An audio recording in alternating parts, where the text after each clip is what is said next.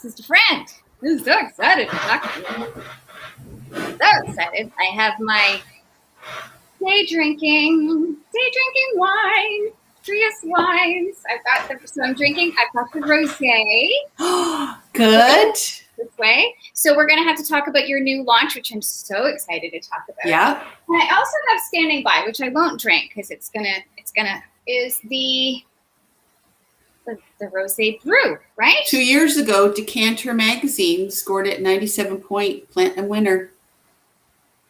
And that's an international recognition. That's an international award. Yep. So pretty. I mean, the bottles are so pretty. I have to show them because they're so pretty, and I can't wait to see your new. You have a new rosé, right? That's with Peller, though. So yeah, that's with Peller. I'm curious to know what the difference is between all of that. I don't know if you want to get right into it because you manage a bunch of different brands under different pillars. So you've got Peller, you've got Trius. Yeah, so I do. I manage the Trius and the Peller VQA portion of it because Peller also has boxed wine and it's a domestic blend wine. But I manage the portfolio with just the VQA, which means 100% Ontario grapes. So that's what those are the two properties. And I don't manage the properties, but I manage the brands that are associated. So that's everything from deciding what wines get created, what those labels look like, tone and manner, and then that just gets executed through various channels. I don't know how you manage it all. Anyway, I have to introduce you. I got so excited. Everybody knows Tina already. I know you. I love you. So I haven't said your name out loud to you yet, so you'll have to correct me if I've said it wrong. Okay. It's Tina Truszyk, right? Yes. Perfect. Yeah, I got it right. Tina Truszyk. Okay. Perfect. And my friend Amy Riddell she loves her wine. So Amy Riddell is on here. Okay, so Tina is an award-winning, solutions-oriented strategic marketer and brand leader for Trius Peller Estates. And she specializes in delivering transformative experiences that evoke powerful emotional relationships and drive profitability. So we are talking about wine. And am I frozen or are you frozen? I'm not frozen. No. Okay. I probably am. It's probably. And you're not frozen. I'm not frozen. Okay. Well, hopefully you're not frozen. Anyway, well, what isn't frozen is my wine. So I'm day drinking. A little sip here and there isn't going to hurt anybody, right? Right. Mm-hmm. Well, it's after 11 o'clock, so that makes it legal. It is, and it's closer to the end of the day than the beginning. Yes, it's only 3 hours away from 5. Well, this time I'm not going to get drunk because I think the last time I imbibed a little too much. We had a little private conversation, but hopefully nobody knew. But it's easy. I mean, this is some tasty rosé. I like it very much. Good. I'm glad. Yes.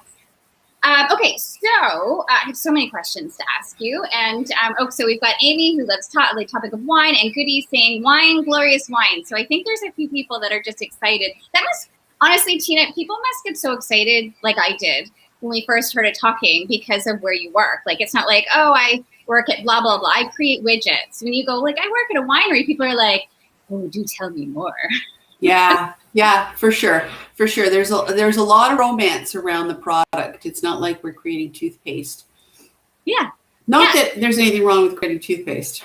No, but it's a product it's a luxury product, really. Mm-hmm. Nobody needs it, but people love it. And I think we've had this conversation too. There is a certain poshness about wine as well, which that's one of the reasons why you've probably seen him too. Gary Vaynerchuk made it so big was because he sort of brought down the Gigi, the intimidation. Right, of wine tasting. And he looked like the Wayne's World version of wine tasting. So I can't wait to talk to you about experience. So actually, let's just get into it. So experiences are a big part of what you do, and you launch the Trius tours. And so for sure. So I see that's kicking back up again, obviously with the pandemic, hopefully coming to an end. Yeah. Well, the Trius tour was like one of my most favorite projects of my career. I'll tell you why. I've been in the wine business, whether or not it was first through LCBO for 13 years and then with Andrew Peller. So over 20 years of wine, and you go to a winery experience and they're all very lovely. It's a bit intimidating. So you don't want to feel stupid when you're there and they talk about the terroir and they talk about the different grapes and what to taste and what to smell. And I've been in the business for 20 years. I still can't tell the difference between green pepper and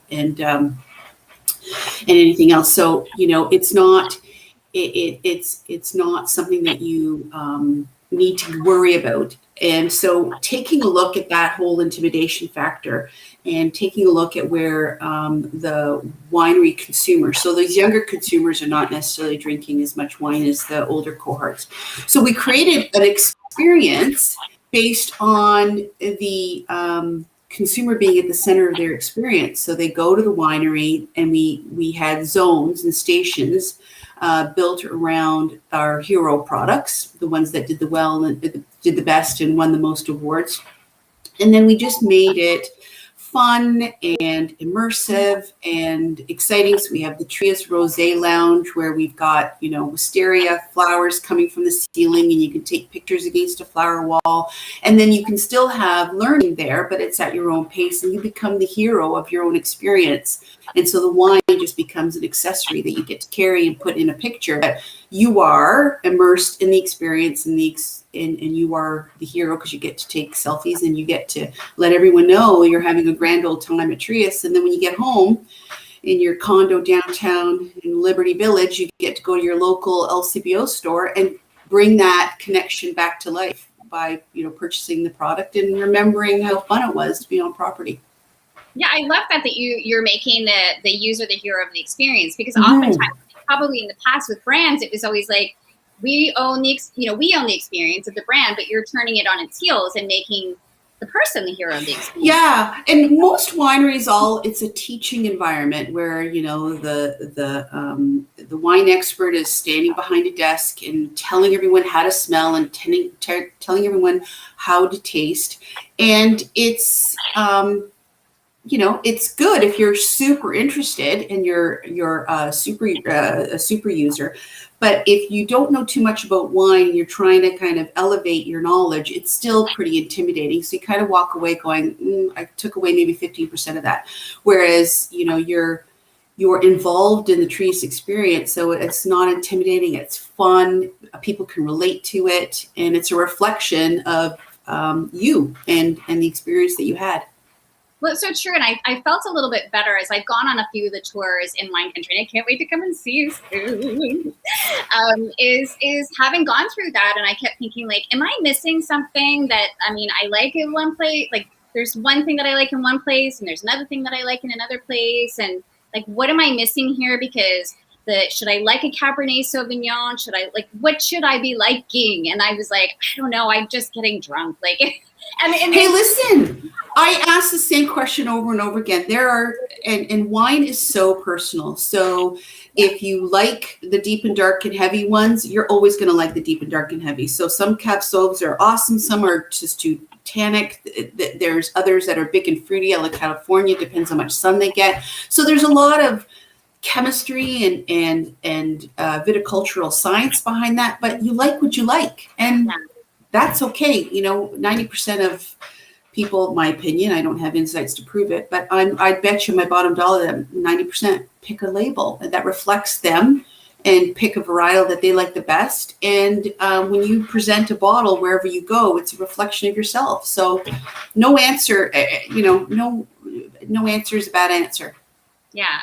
And so I know that your career started in the fashion industry. So fashion has had a lot to do with branding and experiences and wine and that kind of stuff. Do you find that? Yeah, I take a look at it through that lens for sure. I think wine is, we're lucky right now. Wine's always been kind of fashionable, but it has different levels. And, fashion trends are what people, tell you what's current and what's in the market. And so, same thing with wine trends, whether or not there's, certain varietals or trends like better for you. And what does that look like? Low sugar, low alcohol. But, fashion's also about personal style. And, you find a wine or a brand that reflects your personal style and the taste profile that you like the best. And you kind of see yourself in that brand. And that's where we can have a lot of fun with the various brands and how we communicate that through the label and through, the tone and the manner and the voice and the personality of the brand. So, everyone's got a wine that is their wine. Mm-hmm. And it's so experiential too. So I know one of the things that you guys have had, and I just noticed today that it was temporary stop because of the it might be getting too hot. Are these domes that you have? Ah, yes. Yeah. So we brought them to life. Oh gosh, to pre-pandemic, where we have like these dome dinner experiences and kind of really elevated experience. We've got an amazing restaurant, and Chef Dodd is one of the best in Niagara, very farm to table. If you ever get a chance, I mean, the meals are, it's my favorite place, and I'm not just saying that because I work here. But we were able to kind of create these meaningful experiences. And then the pandemic hit. And so we had these domes, and we were able to at least execute family bubbles within these domes, and it felt very safe. And then we brought them out in the back to have tastings that we can, again, keep everyone in their safe bubble. And so depending on the weather, you know, we got to get a fan in there. It gets a little heated sometimes, but we can make it work. As a girl who's always cold, I have a fan at my feet right now. As a girl who's always cold, I'm sure that I would love to be in a toasty warm dome. I mean, it's June 23rd and I'm freezing. I see you have a sweater on too, so you must be just like me. Air conditioning, lots of air conditioning. Oh, yes. And so actually, so we've talked, I was a little bit under the misconception of that maybe alcohol consumption would have gone down only because bars and restaurants weren't open. And you've given me some insights that no, it went way up. A lot of us were drinking, me included, with the pandemic. Yeah, for sure. We weren't driving. Most people weren't driving. And you know, even though we did see significant sales decrease in the on-premise channel, for sure. I mean, that whole industry was almost decimated. So it's too bad, and it's really great to hear to see that the patios are opening and the municipalities are kind of opening up, you know, street parking and just kind of really supporting that industry to kind of bring them back on their feet. Mm-hmm. But we found that consumers ended up buying in bulk, making less trips, buying in grocery, so they can do a bit of a twofer where they, you know, buy the groceries and their wines, and then they just don't, you know, show up in various places. And then people, you know, pre-pandemic, there was a lot of drinking with dinner and meals, whereas now we saw some of the research come back as drinking to de-stress, to relax, you know, day in, day out, Zoom meetings back to back, a little glass of wine before dinner. Not a bad idea. Right. Yeah. And as you said, like, and I usually I don't consume that much wine. I mean, you know, but I did think about getting boxed wine at sometimes too, because I'm like, I don't want to make reoccurring trips to go to the grocery store, and maybe buying the boxed wine would have been a smarter convenience. Mm-hmm, convenience from not having to go back and forth, and people staying in their little friend bubbles, and since my friend Amy's on, we have this games night every other Friday, and like we drink our games night. Pretty heavy drinking goes on in our fun games night. So. I love it. Yeah. So the Trius experience. I even actually just before we got on this call today. I saw some. You still have tours going for. We've modified our tours for sure. All our experiences, we've modified them to outdoor experiences. So we've got a big property, and it's a bit of a village style. So we're able to kind of conduct them. We don't go into the cellar, and we don't go into the Trius Red. We have a big Trius Red dining room, because it's inside and those are the regulations. So we find ways to accommodate and have people experience our wine in a meaningful way. So, you know, we go with the flow. Gotta go with the flow. Well, yeah, and like, you know, I'm sure that there's going to be some adjustment too from people wanting to be around other people. I think some of us, I mean, I'm thankfully I have my second back, so I'm going to feel a lot more comfortable going out. But I think for a lot of us, this whole new, do we hug? Do we not hug? How close do we get to people? That whole social situation is going to be a little bit awkward, I think, at first, as we sort of reacclimatize to. Yeah, for sure. Even our tourism experience, you know, we've added jobs that we didn't have before in terms of all the various stations. We've got hosts that come in and, they take your information. You've got to scan in for tracking and tracing and doing all those, regulatory issues where, I don't know where it's going to be 2 years from now, but 2 years ago, we, those positions didn't exist. So, we've made modifications to make sure that we're playing in a safe environment, but still getting back to business. So. Mm-hmm. Yeah. So, okay. So I want to go back to talking about this new launch of this new brand. So what goes into, like, there must be a lot that goes into the launch of a new brand, a new wine. What? Yeah. The fun part is that the last mile is where the fun part is, because that's where you kind of create and you make, you get to see that baby come to life. But with anything, it's driven by insights, what's going on in the market. The new Trius Rosé, the Peller Rosé Light is a low alcohol project that I started working on a couple of years ago. And, working with winemaking, saying, what would low alcohol look like? What would it taste like? We did a bit of an experiment. And so with this particular product, this was a bit fast to market because the winemaking team said, actually, we've got it. So, usually it's kind of like the R&D takes a little while, you make some mistakes, you keep going, but they nailed it right near the beginning. So we said, let's label it, and we launched it. So it's only available on e-commerce, and we're testing it as a pilot. So it still tastes amazing, beautifully chilled on a patio, but it's just a little bit less alcohol. So instead of the 13%, you're at 9%. So, it's a little lighter. We're experimenting with other better for you categories. But so that's, it's all driven in insights and what the consumer's looking for and trying to figure out what that is before they even know that they want it. That's awesome. Yeah, because I had an experience, I think it was obviously pre-pandemic, where I was out at a restaurant and I had 2 glasses of wine. They were healthy pours of glasses of wine. And I thought, I've got 2 glasses. I have one of those little breathalyzers on a keychain that I carry with me, and I blew over. So that kind of a wine that has less alcohol content, I still want to have the experience of drinking the wine. But I was so shocked because I couldn't believe that I had blown out. Thankfully, I had that little keychain with me that tell me.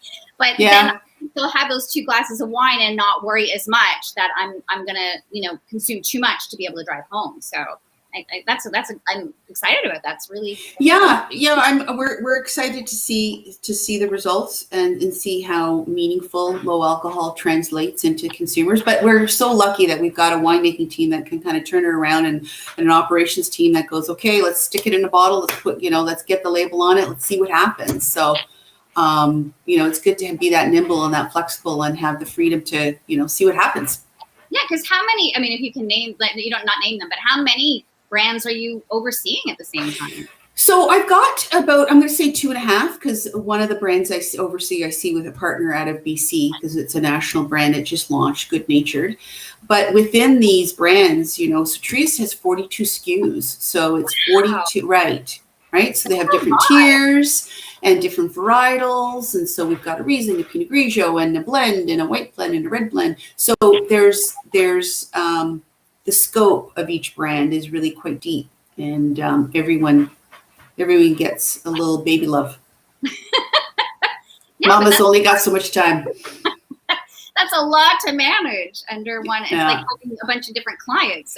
And so I know with marketing, we talked about this before. It's not just a one-stop shop. Like the experience that you've got to manage from a marketing perspective is on-premise, off-premise, in store, social media. I don't know how do you manage it all? How do you keep that all? Well, it's a bit tough. And with Trius, it's getting a little bit easier because everyone understands the brand and the tone and the manner. And we've got a bit of a system going on where if anything happens within, we got our own stores. They're the wine shops. And so anything that happens there, it's brought back to my desk to make sure that everything's on brand. But everyone who touches the Trius brand is very versed in the tone, the manner, and what it's supposed to look like and feel like. So as a multifunctional, cross-functional multi-channel group, we are pretty good at making sure that we're delivering a seamless consumer experience. But that's the hard part, and that takes time. Oh, for sure. Because, the one thing that I think a lot of people who are not in marketing don't understand is that a brand isn't just a logo. Yeah. It is an experience, and it has to your point, like, it has to be the consumer is the hero. Like, what is their, and everyone's going to experience it differently, but what is that experience? And then how do you for sure personalize it with all of that? That's a big undertaking. So what we try to do, like, let's say you're buying a Trius bottle from a shelf at the LCBO, you take a look at the back, you get some information. It may not be the same experience that you have on property, but how the bottle feels and the texture on the label and the beautifulness of the design is still a Trius experience, same as you would when you're on property, the wind's blowing your hair and you're taking a picture of yourself in the vineyards. That again is also a beautiful Trius experience. So, having those multiple touch points, e-com is a little different, going through our sales channel, and we're as most organizations, we had an e-com channel, but we've really amped it over the pandemic year. So we're still figuring out what that experience looks like in all our channels, but we're pretty good with some of our brands in terms of our omni-channel experience. Yeah, and so when the decision was, and especially in Ontario, because I keep thinking of this as just like an Ontario experience. It's not even just an Ontario experience, because you're across Canada. Well, Ontario is, believe it or not, Ontario is a majority Ontario experience. Yeah, they don't have, they've got some, Trius is sold in Manitoba and in some Atlantic cities, but not so much in the West. Oh, okay. Yeah. And that's the thing that I forget, even as and this is why I think there's the joke of like how many Torontonians does it take to spin a light bulb? One to hold the bulb and the rest to move the world around them. Right. Because, I've lived and grown up here in Ontario thinking, oh, well, everybody's experience across Canada is the same, which is, no, that's not necessarily. Yeah. Well, we've got the property, and that definitely helps when you have a property that, defines how the brand comes to life. Then there is that beacon of that is what it looks like. When you don't have a property and you don't have a tangible way to bring it to life, and that just makes it a little harder. That's all. Mm-hmm. Yeah.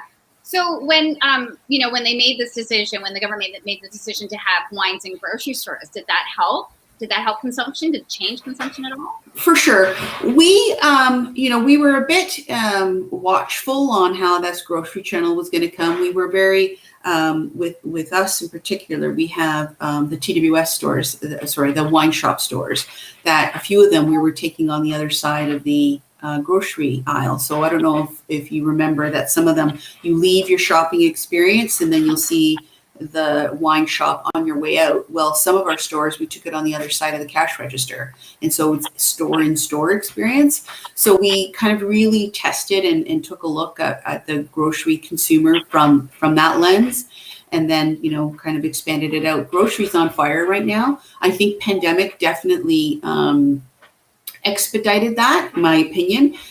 Just be able to, like I said, condense your shopping trips out of the house. And so, grocery is definitely here to stay, and we'll see how the licenses get expanded and see how much more that looks like. I don't know what, grocery and corner stores are going to look like, but that's kind of, that discussion with the government's pending. I don't know where we're at right now, but, I think how we purchase alcohol is going to be very different in the next 5 to 10 years. Yeah, which I think is, making it more accessible. I think is a good. I go to the States all the time, and it's accessible anywhere. And I'd like to think. I haven't done obviously any studies on does it create more addiction? It's just that the accessibility of it it's just a nice thing to have. But that's Well, I think the government's issue is twofold. One, ensuring that social responsibility is always paramount, making sure that, you're serving in an appropriate way. And two, finding out how revenue can still be generated for the province, because LCBO is a bit of a powerhouse for the government to be able to pay for, the services that the government provides. So it's making sure that revenue stream stays whole. for all of us. Right, which is why, if anybody were to ever ask, well, why is our wine up here in Canada so much more expensive than it is in the States? It's probably because of that, right? Because of the government. Yeah, for sure. If you don't, if you can't get into it. No, it's okay. I used to work for the LCBO. For sure, I think that there's those tariffs too, and two is Ontario is the labor, that the cost of land in Ontario, as you probably, all the newspapers, I mean, everything's on fire. So, the value of the land, the value of the equipment, the making wine in Ontario is more expensive than, making wine in a different country. So all of that kind of ladders up. But you get value for the taste, so it's worth every penny. Absolutely. So kind of pivoting into talking about social media, a lot of, I know that you have invested a lot in brand ambassadors and all that kind of experience. Were you ever concerned about negative, like, backlash, or like how the consumer experience was going to be, were you ever concerned about that? Like, oh, social media is going to, like, is there going to be a problem? No. And I'll tell you why, is because we felt confident that because the consumer was in the center of their social media experience, that it was so personal, and it was never really, I mean, it's about us, but it's not about us. It's about them in our environment. So, if anything, social media has been the driver. User content has been a driver for us, because people want to see themselves in the same situation. And any kind of negative, I mean, we usually, if there's something, maybe something with their experience, we take it offline, or if there's some kind of questions around, legitimacy of any kind of wine statement we've made, we'll take it offline. But other than that, we really haven't felt a lot of negative, again, because we've put everyone in the center of their own experience. So that kind of worked for us. Yeah, that's the one thing I teach, in my classes, is it's not necessarily that someone's going to say something bad about your brand. It's how you respond. People just want to feel heard at the end of the day, and driving that traffic offline and saying, we're still here for you. We want to hear your experience. We're empathetic to whatever the perceived experience is going on. We want to know. We want to be a part of this so that we can rectify it if need be. And we'll make a phone call. Like, it's not like we'll just respond in a DM. We'll go, okay, let's take this offline. Can I get your phone number? We'll call. We'll make it right. We'll invite them back. So all of a sudden, whatever their experience, we'll still make it a human experience. So, we're pretty, and we can do that because it doesn't happen very often. I have to be honest. Well, that's good though. Yeah. I was listening to a podcast. It was a webinar with Seth Godin, whom I absolutely adore. Seth Godin and Brian Solis. And I think it was Seth Godin who said that he was. He said with every single customer feedback form that he would fill out, he would say at the very end of it, if you really want my insights, here's my contact information with his phone number and his email address. He said never has he ever had anyone contact him for more insights. He's like, there's one thing about gathering data. Sure, people can fill out a form and say, yes, they had a great experience, or no, they didn't. But what really is a true experience? So I love to hear that you're actually picking up, like, someone's actually attending to the call. Oh yeah. We really do want to hear from you, because I think that's a really big. The experience is paramount to the brand experience. So if they have a poor experience on property, they're not going to buy our wine when they get home. Like, if they feel like they're heard and they all around, and we've brought them back into the fold, into the family, we're good. Yeah. Like anything, right? Like with anything. Did you learn all of this? So I know when we first started talking, and you had launched the Indian Motorcycle Cafe, which was like a bazillion years ago. I know. That's 100 years ago. I know. But did you learn about experience then that helped to take you into, like, is it basically been a whole bunch of different things that have sort of laddered up, or is it just intuitive? You just treat people the way we want to be treated, or both? I think there's a lot of things. I think the Indian motorcycle experience was taking a very young girl, throwing her into the deep end of the pool, and then letting her go. So, I mean, that was a harrowing and exciting experience all in one. So I'll never take that again. Take that away, or do that again.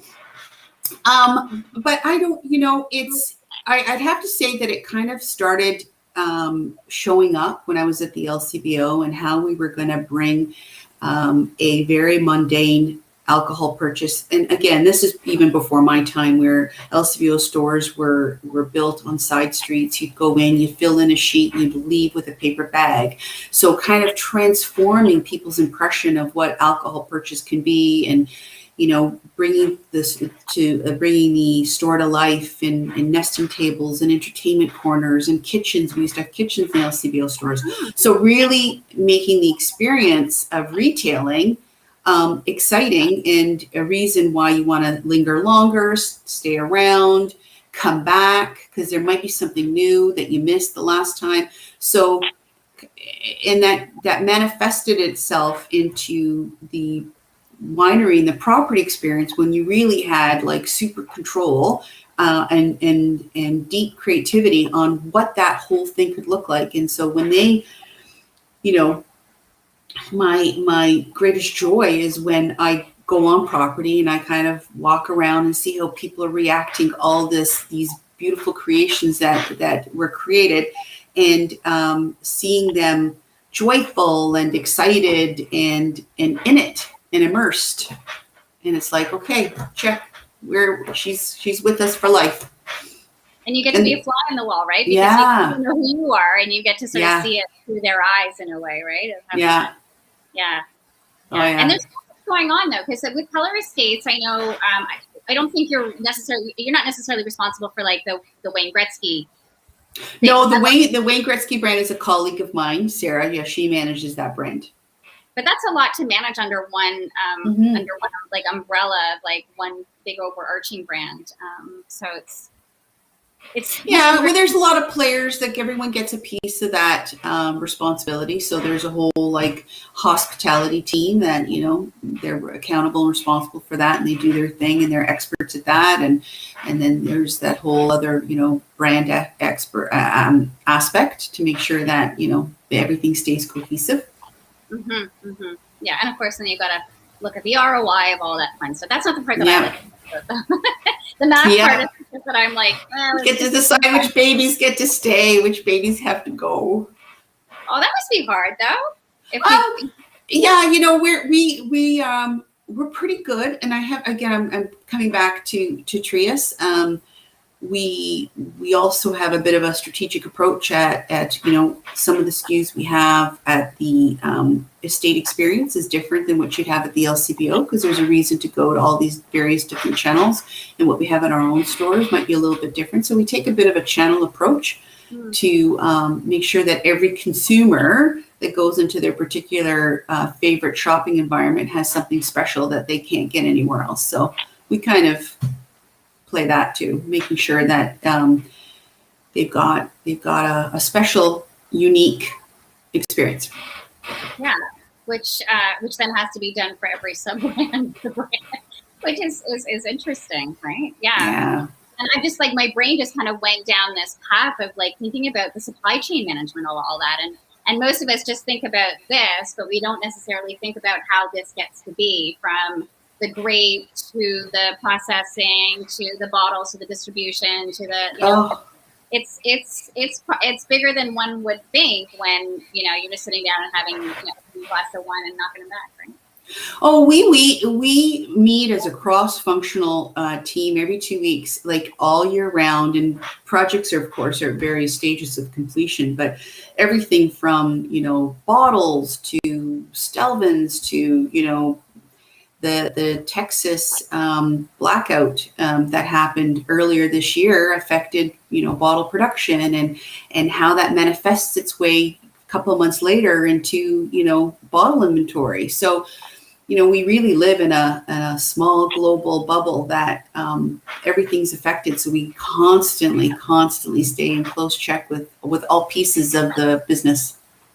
And do you have a pretty tight-knit community in the wine industry in Niagara-on-the-Lake? Is that the same thing? Yeah, for sure. We have an industry, and there's a few industries that stay together, and we share more of the overarching larger issues, not necessarily competitive information, but together as an industry, we take a look at how we can, as an Ontario wine industry, compete and get more shelf space in the LCBO, or get more exposure to the LCBO buyers as an industry. And so there's a lot of collaboration that happens that way as well. Yeah. Oh, that's cool. And Stephen says hi, obviously. He's hi, Stephen. Stephen from the Canadian Marketing Association. So I know you were on I'm just trying to remember from your LinkedIn profile, you were on the board, if not like for that sort of for that experience, like Niagara experience too, right? So that all of this sort of just seems to like be like So I sit on the board of the Tourism Partnership of Niagara, which is the regional tourism organization. So that's also linked. So not only is Niagara Falls the #1 demand generator for tourism in Canada, but so I'll tell you something. A few years back, the #2 top reasons people visit Toronto is Niagara Falls and wine country. So that was kind of internationally. So, we have wine tourism is embedded into, how we can integrate that experience into broader industry view as well. So it's really, everything's really quite connected. Yeah.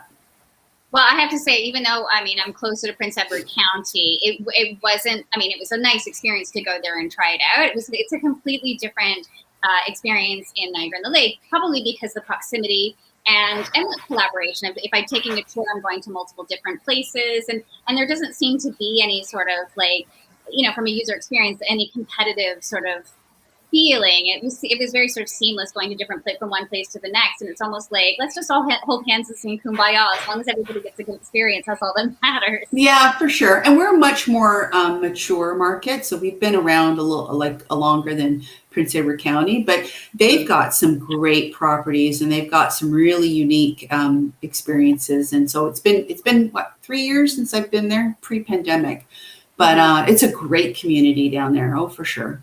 Yeah, it seems to be a little bit of a hot tourist spots, but and it's for sure, and it's probably a lot closer. It's a lot closer to my neck of the woods, but I'm still coming to see you anyway, and I'm very all right. Yeah, I can't wait. So what do you love? I know, and okay, I went in 2 different directions with my brain. I went I'm so excited that you're going to be starting your EMBA very soon. I'm so excited. 3 weeks. I wish that I could just shadow you on that. I'm so excited. But then my brain goes into what do you love most about what you do? What really just gets you excited about? Yeah, I think I touched on it a little bit. For me, the creation of beauty and happiness. So my most favorite thing is to walk on property and just see people, squeal in delight and see how the face of the property has changed. 4 years ago, we go on property, you see a lot of salt and pepper. And what I mean by that is people my age. And then,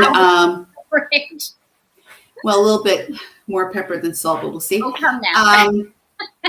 And then, last summer and the summer before, there's a lot of younger millennials, a lot of floral dresses and beautiful hats, taking pictures of themselves. I loved it. And so I'm, introducing a whole new market, but having people really happy and really excited to be experiencing what they've seen on social media and then sharing it to their group. So that makes me happy. Or I'll go to an LCBO store and I'll see, if I see someone kind of perusing through the Trius labels and overhearing and having them touch and feel and react to something that I've created and makes them happy, that is joy for me. Yes, yeah. And I've seen some of the pretty pictures because we worked on that on your profile of that. The pinks and the labeling and the fine details that go into everything. I can't show this properly, but fine details that goes into can you touch on that? There's texture. It's not it's all the details. Details matter. It does. It really does. And it is really pretty. The bottle's pretty and the everything. It's just gorgeous. Just love it. And so did you make changes when you arrived at Trius? Were there a lot of changes to be made, or were there did you have to grandfather things over and things like that? Or? No, it takes time, and part of being able to make the changes is having leadership that's open to your vision and saying, listen, this is what I think we should do. And then being able to kind of convince them that, trust me, this is what I think we should do. So, there was a lot of support from the top to be able to lead that. So the estate manager, his name is Tim, we partnered together. I pulled together the creative portion in creating what that experience was going to look like and feel like, and he was able to operationalize it and look at from a lens of how are we going to get people in, how are we going to get people out. And, together we were able to create this amazing experience and to be able to sell the experience. So have them visualize it. We came up with, of course, the financials and what that was going to look like, how we're going to pay that off, what we're going to charge, the whole P&L, right? Because it's not just about, I think this is a great idea. This is a great idea, and this is how it can become profitable over time. Right. Yeah. Because it's a business. Like as much as it, you gotta kind of put the business chops to the ideas too. Yeah, which is probably the stuff that I wouldn't want to look at most. Is like, but the interesting thing was I had a conversation with somebody who's a senior leader like yourself who said, when it comes to the P&L, there is a story behind it. And so look at it as storytelling. Don't just look at it as numbers and getting frustrated with the fact, somebody else can maybe put the numbers together, but just extrapolate from that. What is the story here, and what can we pull from that? Which was like, oh, that's a better way for looking at it for me, because I do love the storytelling. I do love storytelling. So. Well, we're lucky in our organization because it's a family-run organization. No one's looking at it for, okay, what are we going to do this quarter? Everyone's got a bit of a longer term saying, okay, what's it going to look like in 3 years from now? So there's less pressure to deliver tomorrow than there is, okay, we're going to make the investment today, and then we're going to see that pay off in dividends. So that was really the benefit of Trius, is we were able to build equity and not be tied to the pressure of making quarter numbers. Because once you start doing that, it's very short-sighted and it's tough. Yeah, I guess I never really thought about that. That's a really interesting perspective.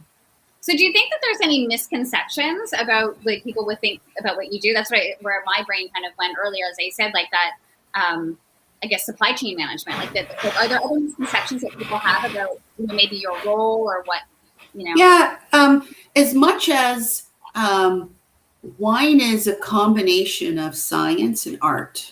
So you need to make sure that, all the winemakers have chemistry backgrounds and they have the art of blending it all in. And then, you've got the operations people that, kind of pull that all together in the regular supply chain. And you've got the other, financial people finding out if this idea is viable or not viable and taking a look at all the various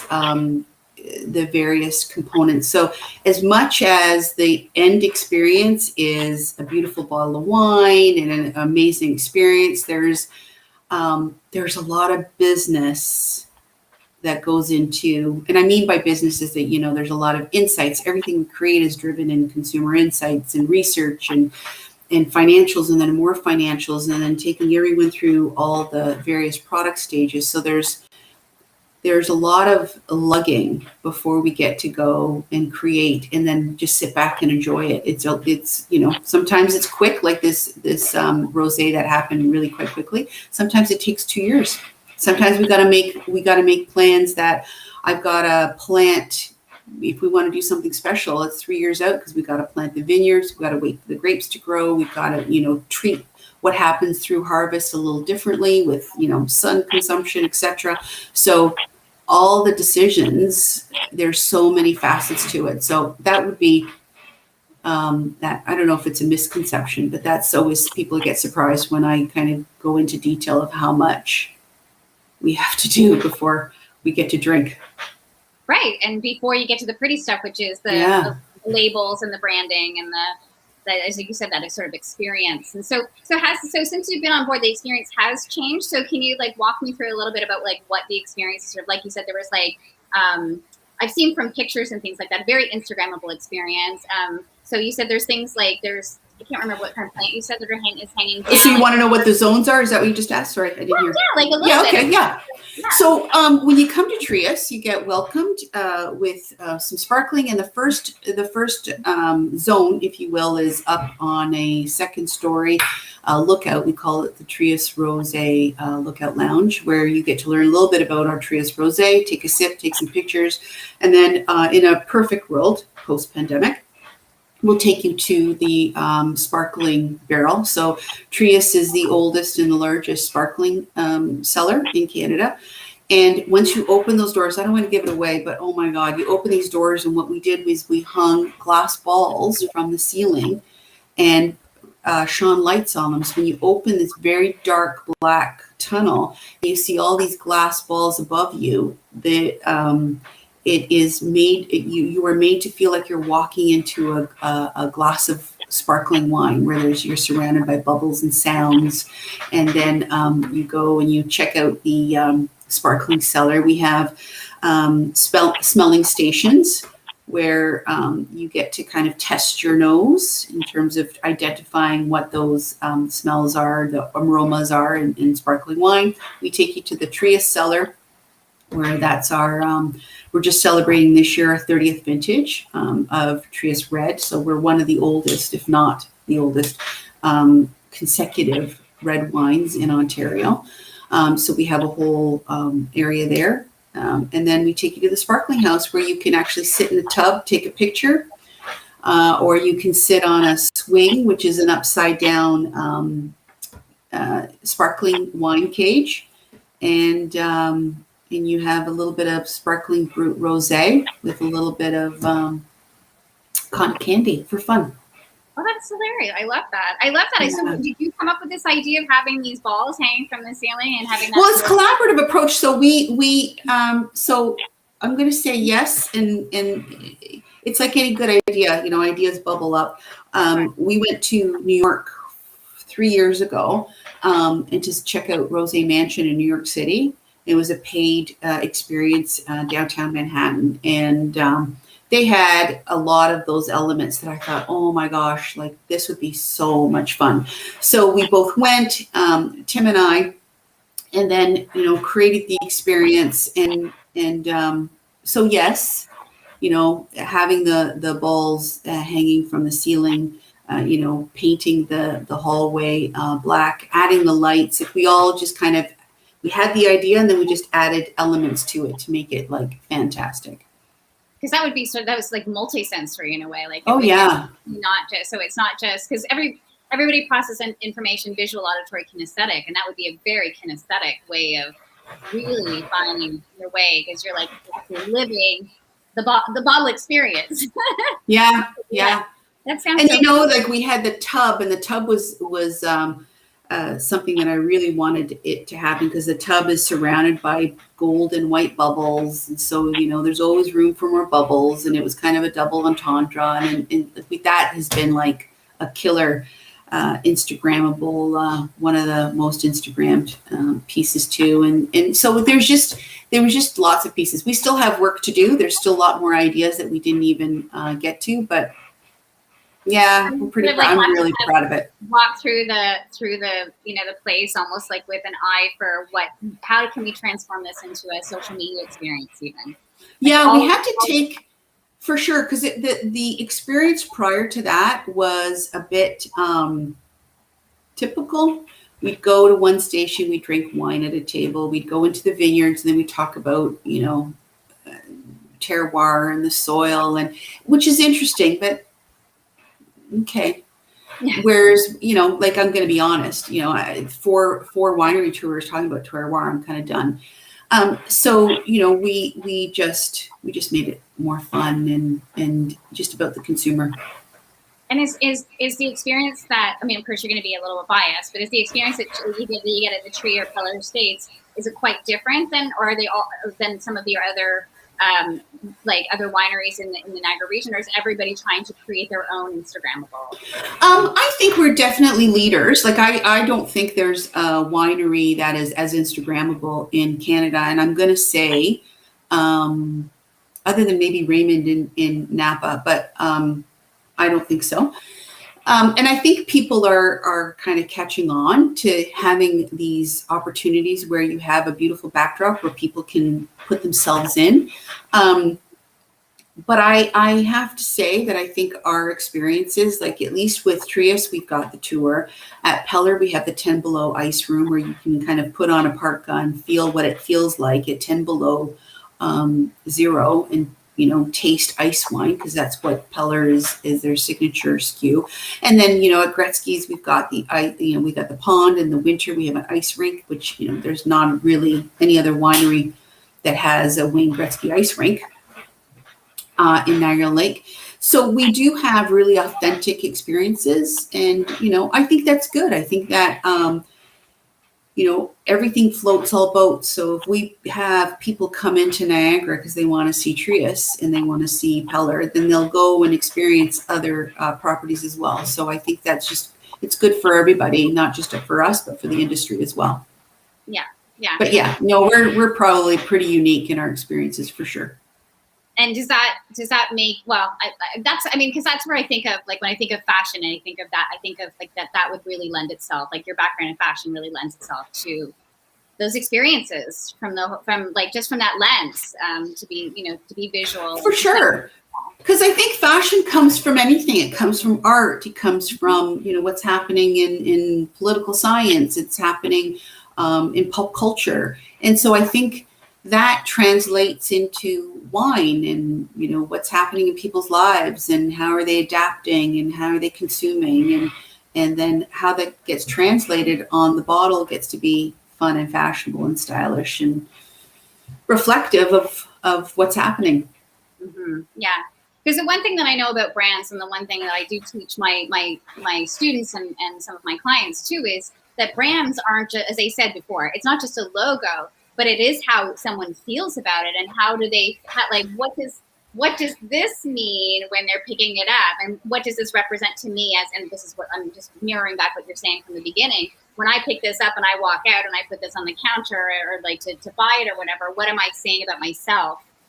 It's a reflection of you. When you bring a bottle of wine, as one should, as a hostess gift or what have you, not that one should, but you know what I mean.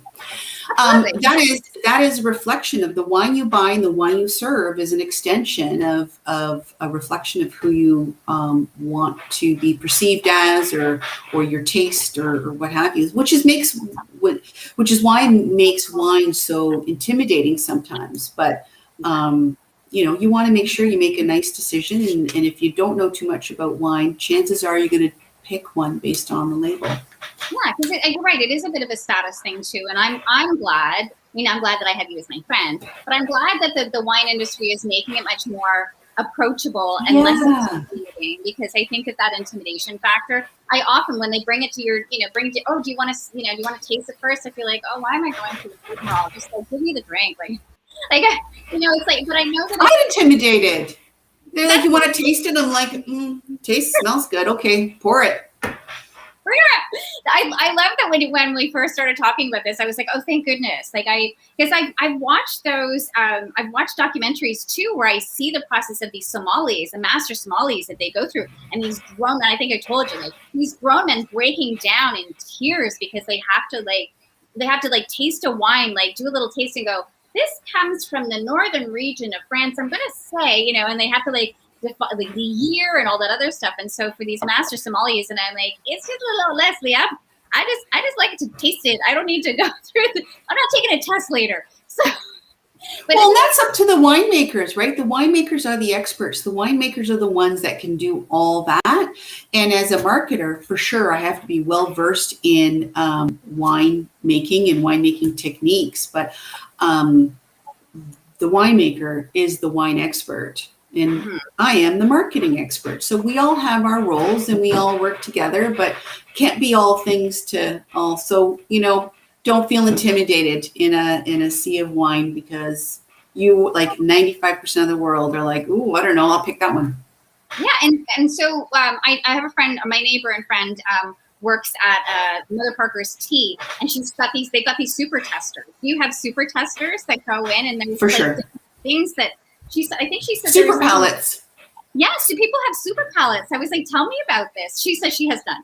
She's like, I have no palate. She's a smoker, and she's like, I don't taste any of it. But there's people that actually have really sensitive super palates. Yeah, very Yeah. sensitive. And that's also part of training too. Like the more you taste and the more you experiment and the more you do that, then the more familiar in the synopsis or whatever they are between your taste palate and your brain, you start recognizing what those aromas are.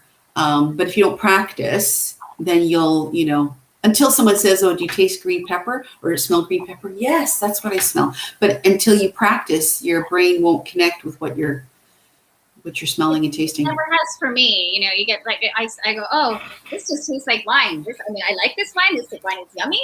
Or right. And the second glass gets yummier. Definitely. Oh my gosh, we're almost out of time. So the one question I often ask people, I love to ask people, like, do you have a mantra, a belief, a motivational phrase that, either you say to yourself or that, that you might have? Yeah. Do you have anything that? For me, and I have to say this has come over time, ask for what you want. So if you have an idea and you sometimes it takes time to be able to pull together the presentation and pull together the idea and being able to influence and get people to see it your way, but ask for the sale, ask for what you want, ask like, I see this and I want the money to do this and I want to be able to do this. Ask for what you want and then figure out how you get there. Awesome. Yeah. And figure out how you get there and probably figure out how much it's going to cost. Yeah, but some people are afraid to ask for the sale, whatever that sale looks like. Yeah. And I wonder if that's a Canadian thing in a way. Just the way that we engage with each other. I think the one thing I've sort of learned is we're much more intimidated to ask for that sale. Even when I was in sales, Tina, I hated asking for the sale. Got it. Yeah. Yeah. Because I hated handing over the paperwork. Like, can you sign we're here as friends, but can you sign the contract now? So that's that part I always hated because I felt like it sort of changed relationships. But you're right. Like if you don't ask, you won't get, and that really has to do with a little bit of confidence of. Worst it can say is no. It's true. And then you just have to build a better case and then ask again.